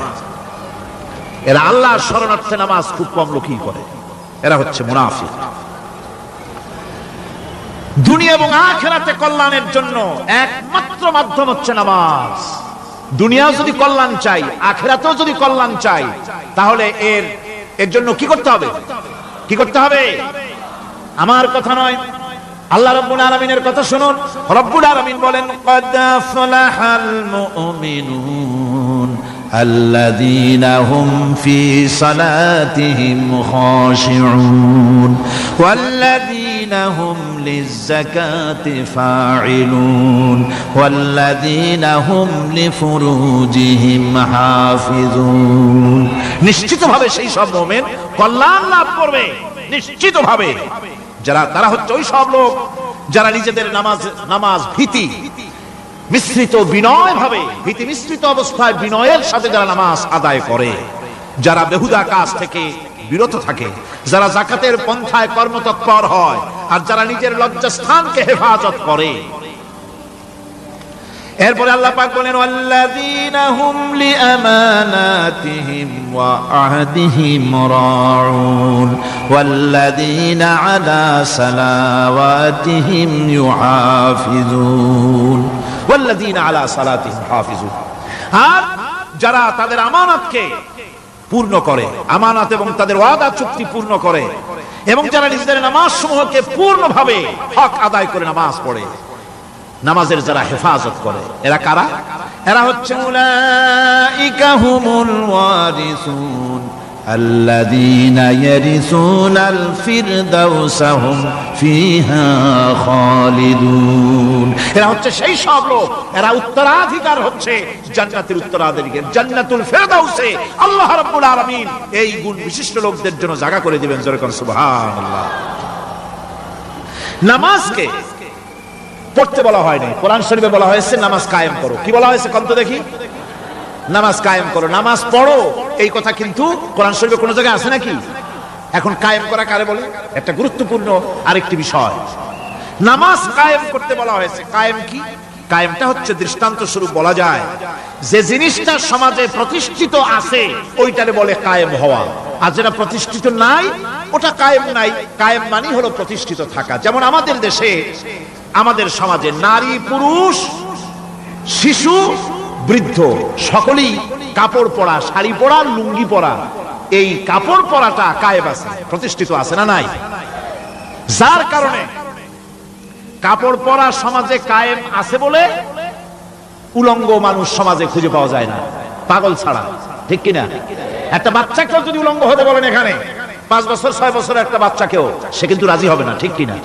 যেহেতু কাপড় পরা সমাজে প্রতিষ্ঠিত আছে, সেহেতু উলঙ্গ মানুষ পাওয়া যায় না, কাপড় পরাটাই এখানে প্রতিষ্ঠিত।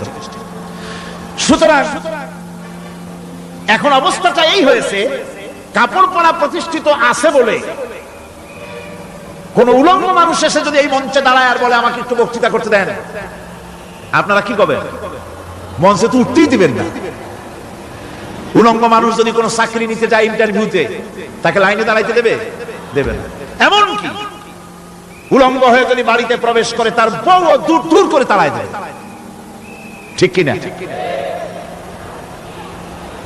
যেহেতু সমাজের ভিতরে কাপড় প্রতিষ্ঠিত আছে, সেই জন্য এই উলঙ্গ মানুষ পাওয়া যায় না। অনুরূপ ভাবে নামাজ যদি প্রতিষ্ঠিত হতো সমাজের ভিতরে, তাহলে বেনামাজি খুঁজে পাওয়া যেত না। চাকরি করতে গেলে সেখানে নামাজ মানদণ্ড হয়ে যেত, নামাজ পড়ে কিনা তা দেখে নেওয়া হতো। বেনামাজি লোক পাওয়াই যেত না যদি প্রতিষ্ঠিত থাকতো। প্রথম প্রশ্নই হতো তুমি নামাজ পড়ো কিনা। ইলেকশনে যদি একজন উলঙ্গ মানুষ এসে দাঁড়ায়, ভাইরা এবার আমার বোতল মার্কা বাক্স, উলঙ্গ মানুষ এসে ভোটে দাঁড়াইছে, আপনারা ভোট দিবেন? দিবেন। ওইটা কাপড় প্রতিষ্ঠিত আছে বলে, লুঙ্গি প্রতিষ্ঠিত সমাজে আছে বলে উলঙ্গ মানুষকে আপনি ভোট দিবেন না। নামাজ যদি প্রতিষ্ঠিত থাকতো সমাজে, বেনামাজি মানুষ যদি এসে মঞ্চে দাঁড়ায়া যতই বলতো আমি ক্ষমতায় গেলে এই করব সেই করব, নামাজ প্রতিষ্ঠিত থাকলে পরে বেনামাজিরে কেউ ভোট দিত না। নামাজ যদি প্রতিষ্ঠিত থাকতো তাহলে অফিসের অফিসার তো দূরের কথা, বেনামাজি অফিসের ঝাড়ুদারের চাকরিও তার কিসমতে যুক্ত না, যদি নামাজ প্রতিষ্ঠিত থাকছে। এর নাম হলো নামাজ কায়েম হওয়া। নামাজ কায়েম থাকলে এই অবস্থার সৃষ্টি হতো। এই জন্য আল্লাহ পাক বলেছেন নামাজকে কায়েম করতে হবে। নামাজ হবে সব ভালো কাজের মানদণ্ড। সমস্ত ভালো কাজের মানদণ্ড কি? নামাজ। নামাজ আমাদেরকে বড় রকমের শিক্ষা দেয়। কি শিক্ষা দেয়? নামাজ আমাদের শিখায় ঐক্য আর ভ্রাতৃত্ব। ভ্রাতৃত্বের আর ঐক্যের শিক্ষা দেয়। এক নেতার আনুগত্য করা শিখায়। জামাত যত বড় হোক, ইমাম হবে কয়জন? একজন ইমাম হবে। আর এই ইমাম মানে কি? নেতা। ইমাম মানে কি? নেতা নির্বাচন শিখায় নামাজে। নেতা নির্বাচন কে শিখায়? নামাজ শিখায়। বোঝেন খুব ভালো করে। কিভাবে? মনে করুন চট্টগ্রাম শাহী মসজিদে ইমাম প্রয়োজন। এখন সেই ইমাম নেওয়ার জন্য ইন্টারভিউ কল করা হলো, বিজ্ঞাপন দেওয়া হলো পত্রিকায়। অনেক আলেম আসলেন। ইন্টারভিউ বোর্ডে যারা বসলেন তারা ইন্টারভিউটা কিভাবে নেবেন? যার মাথার চুল লম্বা বেশি তার ইমামতি দেওয়া হবে, যার লুঙ্গিটা পায়ের গিরার তলে তারে দেওয়া হবে, যার মোষটা মুখের মধ্যে গিয়া ঢুকছে, হাসি দিলে বুঝাই যায় না হাসে না কান্দে, তারে দিবে। দাড়িগুলা কামাইছে তারে দেবে। সিগারেট খায় বা অবশ্য চট্টগ্রাম আর সিলেটে সিগারেটের ফতোয়া ভিন্ন রকম। বরিশালে আমি যেখানে জন্মগ্রহণ করেছি, আমার এলাকায় কোনো আলেম যদি সিগারেট খায়, মসজিদের ইমাম তো ভালো, মসজিদ ঝাড়ু দিতেও ঢুকতে দেবে না মসজিদে। এটা এই এলাকার এক রকমের কায়দা। আমি এটার ব্যাপারে কথা নাইবা বললাম। তো আপনারা খুঁজে দেখবেন সে সিনেমা দেখে নাকি, মিথ্যা কথা বলে নাকি, বউ পর্দায় থাকে নাকি। এগুলি মাইক্রোস্কোপ যন্ত্র দিয়ে ইমামের মাথা থেকে পা পর্যন্ত দেখবেন কিনা কোন? আচ্ছা এবার কত দেখি এই ইমাম সাহেব ইমামতি করবে কতজন লোকের?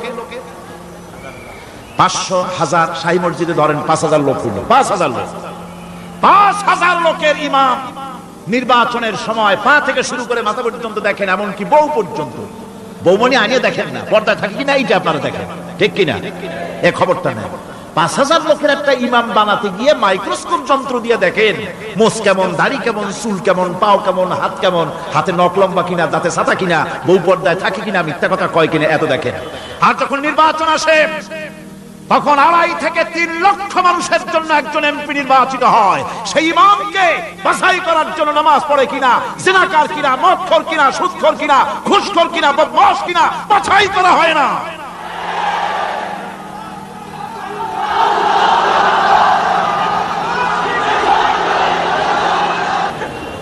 নামাজ আমাদেরকে এটা শিখায় ইমাম কেমনে বানাইতে হবে। কোন সুবহানাল্লাহ। নামাজ ঐক্য শিখায়, নামাজ ভ্রাতৃত্ব শিখায়, নামাজ পারস্পরিক মহব্বত শিখায়, নামাজ নেতা কেমন হওয়া উচিত, নেতা নির্বাচন শিখায়। আবার নেতা ভুল করলে তার ভুল বলা যাবে না, এরকম হতে পারবে না। নামাজের ভিতরে ইমাম যদি ভুল করলে আপনি লোকমা দিবেন, সুবহানাল্লাহ, আল্লাহু আকবার বলবেন। যদি তিনি সংশোধন না হলেন আবার দেন, তাতেও সংশোধন হলো না আবার দেন। 3 বার লোকমা দেওয়ার পর যদি ভুল সংশোধন না করে নামাজ ছেড়ে দেন, ইমামকে বের করে দেন, নতুন ইমাম নিয়োগ করেন। যারা ক্ষমতায় যাবে, আপনি রাষ্ট্রের ইমাম যারে বানাবেন, সেই রাষ্ট্রীয় ইমাম যদি জনগণের ইচ্ছার বিরুদ্ধে যদি চলে, 1 বার লোকমা দেন, 2 বার লোকমা দেন, 3 বার দেন, তারপরেও যদি না নামে, খাট ধরে নামেন। নামাজ আপনাকে নেতা নির্বাচন, নেতাকে প্রতিষ্ঠিত রাখা, নেতার আনুগত্য আপনাকে শেখায়। নামাজ লাইন সোজা করে দাঁড়াতে হবে। লাইন যদি বাঁকা করেন আপনার কলজেটা ওরকম বাঁকা হয়ে যাবে। কোন নাউযুবিল্লাহ। নামাজের কাতারে যার কারণে নামাজের কাতার বাঁকা হবে, পুরা কাতারের জন্য আল্লাহর কাছে ওই লোকটা দায়ী হয়ে যাবে। নামাজ শৃঙ্খলা শিখায়। সুবহানাল্লাহ কইতে ইচ্ছা করে না? নামাজ শৃঙ্খলা শিখায়, শৃঙ্খলা বোধ শিখায়, সোজা হয়ে দাঁড়া। তারপরে ঐক্য এবং মহব্বত শিখায়। নামাজের ভিতরে যখন দাঁড়ায় গেলেন, আমির দাঁড়ালো, ফকির দাঁড়ালো, মন্ত্রী দাঁড়ালো, তার ড্রাইভারও দাঁড়ায় গেল, একই কাতারে দাঁড়ায় গেছে। নামাজ পড়তে গিয়ে ড্রাইভারের পাও গিয়ে লেগেছে মন্ত্রীর গায়ে, নামাজ শেষ হওয়ার পর মন্ত্রীর বাবার ক্ষমতা নাই এ কথা বলার যে বেটা ড্রাইভার সলিমুদ্দি তোর পাও লেগেছে আমার পায়ে, তোর চাকরি শুদ্ধা দোজকে পাঠায় দেব, পারবে বলতে? পারবে না। মিয়া মন্ত্রী সাহেব, এটা তোমার সেক্রেটারিয়েট না, এটা আল্লাহর ঘর। এটা কার ঘর? এক হি সব মে খড়ে হো গয়ে মাহমুদ ও আয়াজ, এক হি সব মে খড়ে হো গয়ে महमूद ओ आयाज, न कोई बंदा रहा न कोई बंदा नवाज।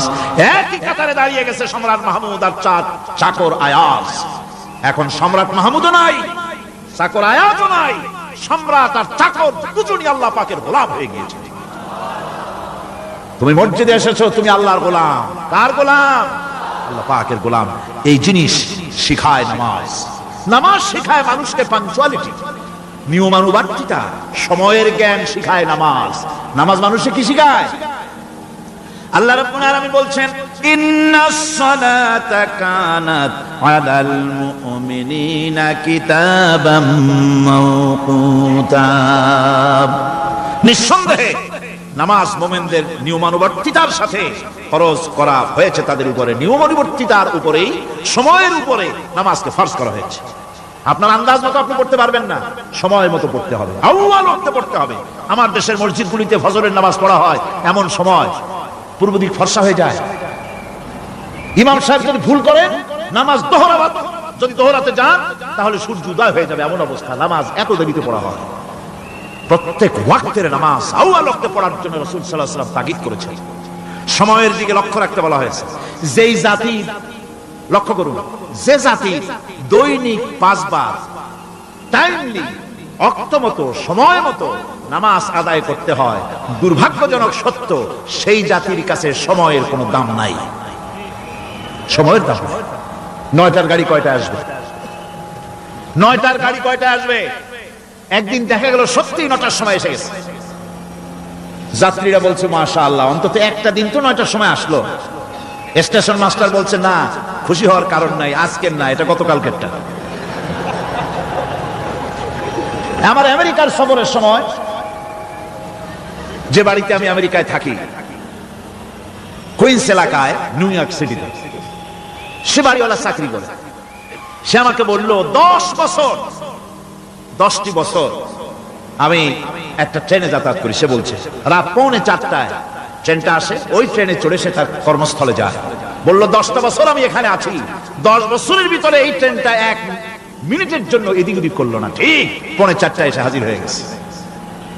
ঝড় হোক, বৃষ্টি হোক, স্নো পড়ুক, বরফ পড়ুক, টাইমলি চলতেছে। দুনিয়ায় ভিন্ন জাতিরা যে উন্নতি করে, তার পেছনে সময়ের জ্ঞান তাদের অনেক বেশি আমাদের থেকে। কথা ঠিক কিনা?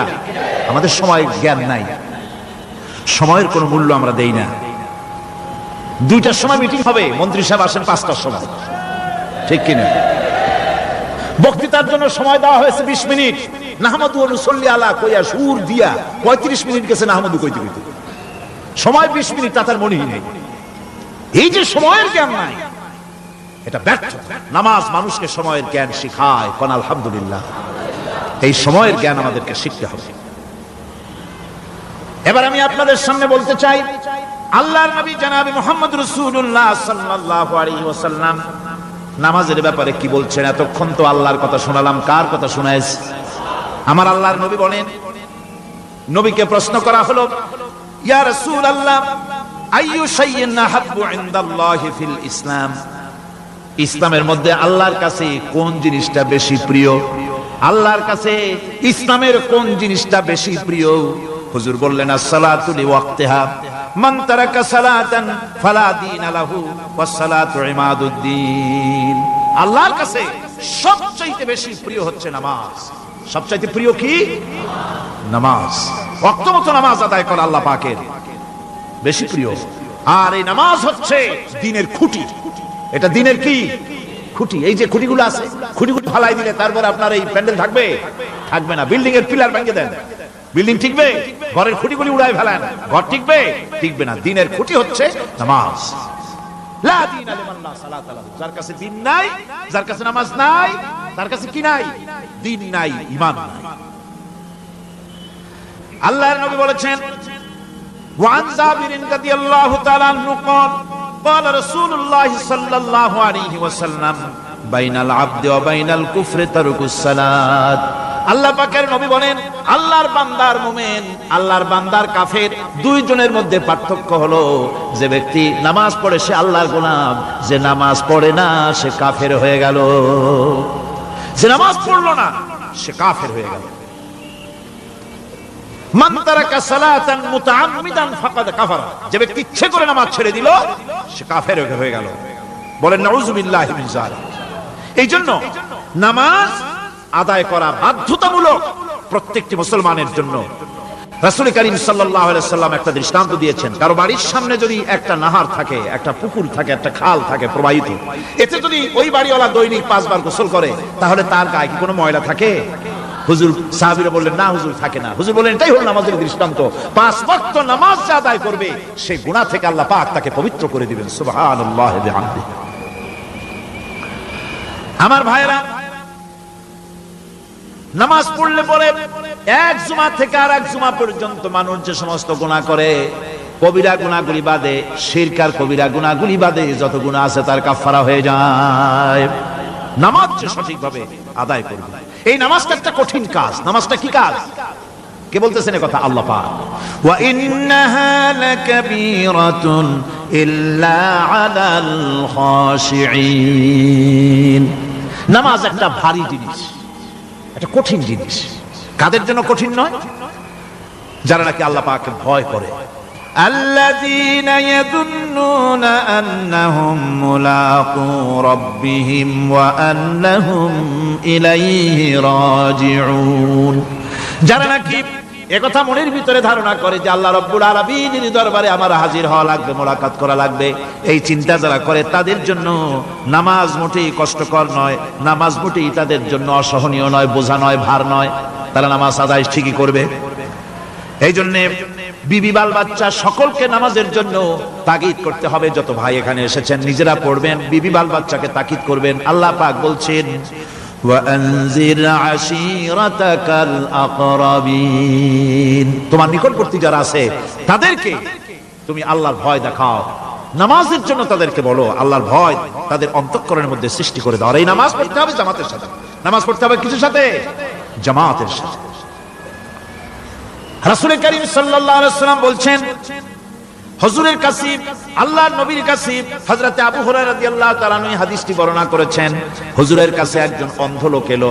সেই অন্ধ লোক এসে বললেন, হুজুর আমি তো চোখে দেখি না, জামাতের যে গুরুত্বের কথা আপনি বললেন, আমাকে কি রুখসুত দেওয়া যায় নাকি? আমি অনেক সময় সাথী সঙ্গী পাই না, আমাকে কি রুখসুত দেওয়া যায় নাকি? হুজুর বললেন হ্যাঁ তোমাকে রুখসুত দেওয়া গেল। অন্ধ যখন হেঁটে যাচ্ছিলেন নবীজি তাকে আবার ডাকলেন, ডেকে জিজ্ঞেস করলেন, অন্ধ নামাজের মসজিদের আজান কি তোমার কানে যায়? বলে হ্যাঁ আমি আজান শুনি। হুজুর বললেন আজানের জবাব দিবা, মসজিদে এসে জামাতে নামাজ পড়বা।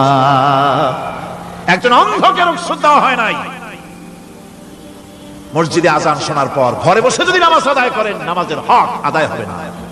হুজুর সাল্লাল্লাহু আলাইহি ওয়াসাল্লাম বলেছেন, মসজিদে আজান হওয়ার পর যে ব্যক্তি ঘরে বসে নামাজ পড়ে আমার ইচ্ছা হয় ঘরটা আগুন দিয়ে জ্বালায় দেয়। কে বলতেছেন? রাহমাতুল লিল আলামিন, রাহমাতুল লিল আলামিন বলতেছেন। ঘরের মধ্যে যদি মেয়ে লোক আর বাচ্চারা যদি না থাকতো তাহলে আমার ইচ্ছা হয় আমি বলি আগুন দিয়ে ঘরটারে জ্বালায় দাও। এই ঘরের মহব্বতই তো সে বাইর হয় না। নামাজের এত বড় গুরুত্ব দেওয়া হয়েছে। আমার বন্ধুগণ, এই নামাজের জামাতি আল্লাহর নবী জীবনের শেষ নামাজ জামাতে আদায় করেছেন। জীবনের শেষ নামাজটাও জামাতে আদায় করলেন। তখন তার এমন অবস্থা, এত অসুস্থ, দাঁড়াতে পারেন না, হাঁটতে পারেন না। দুইজন সাহাবীর কাঁধের উপরে ভর করে তারপরে বহু কষ্ট করে মসজিদে গিয়ে নামাজ আদায় করেছেন। খুতবা দিয়েছেন। বললেন, খুতবা দিতে গিয়ে বললেন, আজ থেকে মসজিদে নববীর চতুর্দিকের সকলের দরজা বন্ধ হয়ে যাবে, শুধু আবু বকরের দরজাটা খোলা থাকবে। আল্লাহর নবী বললেন, আল্লাহ রাব্বুল আলামিন এই পৃথিবীতে তার এক বান্দাকে জাগতিক সব সম্পদ দিতে চেয়েছিলেন, কিন্তু সে বান্দা সব জাগতিক সম্পদকে উপেক্ষা করে মাবুদের সঙ্গে দেখা করা বেশি জরুরি, বেশি পছন্দ মনে করেছেন। এতটুকুন কথা নবীজি বললেন। কেউ কিছু বুঝলো না। হযরতে আবু বকর রাদিয়াল্লাহু তাআলা আনহু হুজুরের এই কথা শুনে কাঁদতে কাঁদতে তিনি অস্থির হয়ে যাচ্ছেন। সাহাবীরা চিন্তা করলেন হুজুর কান্না কার কথা বলেছেন, তাতে কান্নার কি আছে? বয়োবৃদ্ধ জ্ঞানবৃদ্ধ হযরতে আবু বকর রাদিয়াল্লাহু তাআলা আনহু বুঝতে পেরেছেন এই পৃথিবীর সব সম্পদ তো আল্লাহ হুজুরকেই দিতে চেয়েছিলেন। তিনি সমস্ত সম্পদকে উপেক্ষা করে তার মাবুদের সঙ্গে দেখা করার জন্য প্রস্তুতি নিয়েছেন। তার মানে হলো আল্লাহ নবী বিদায় হয়ে যাবেন, আমরা নবী থেকে এতিম হয়ে যাব। নবীজি ঘরের মধ্যে প্রবেশ করলেন, প্রচন্ড জ্বর এলো। এই প্রচন্ড জ্বর নিয়ে তিনি শুয়ে আছেন, কখনো বেহুশ কখনো হুশ, এর মধ্যে সারাজান হয়ে গেল। সাহাবীরা বহুক্ষণ অপেক্ষা করে হযরত আবু বকরের ইমামতিতে নামাজ শুরু করলেন। হুজুরের হুশ এলো, প্রশ্ন করলেন আয়েশা রে এখন কোন সময়? হযরত আয়েশা বলেন ইয়া রাসূলুল্লাহ, মসজিদে নববীতে নামাজ শুরু হয়ে গেছে। সাহাবীরা অনেকক্ষণ অপেক্ষা করে আমার বাবার ইমামতিতে নামাজ পড়তেছে সবাই, কিন্তু সাহাবীরা কেঁদে কেঁদে নামাজের মধ্যেই কাঁদতে কাঁদতে অস্থির হয়ে যাচ্ছে। তাদের মনের ধারণা হয়েছে নবীজির পেছনে নামাজ পড়ার কিসমত থেকে তারা মাহরুম হয়ে গেল। নবীজি বলেন আয়েশা দরজা খুলে দাও আর আমার মাথাটা একটু উঁচু করে ধরো, আমি একটু নামাজের দৃশ্যটা দেখি। দরজা খুলে দেওয়া হলো, নবীজির মাথা উঁচু করে ধরা হলো। নামাজের জামাতের দৃশ্য দেখে নবীজি আবার শুয়ে পড়লেন। হযরত আয়েশা লক্ষ্য করে দেখেন নবীজির দুই চোখের কোনা দিয়া পানি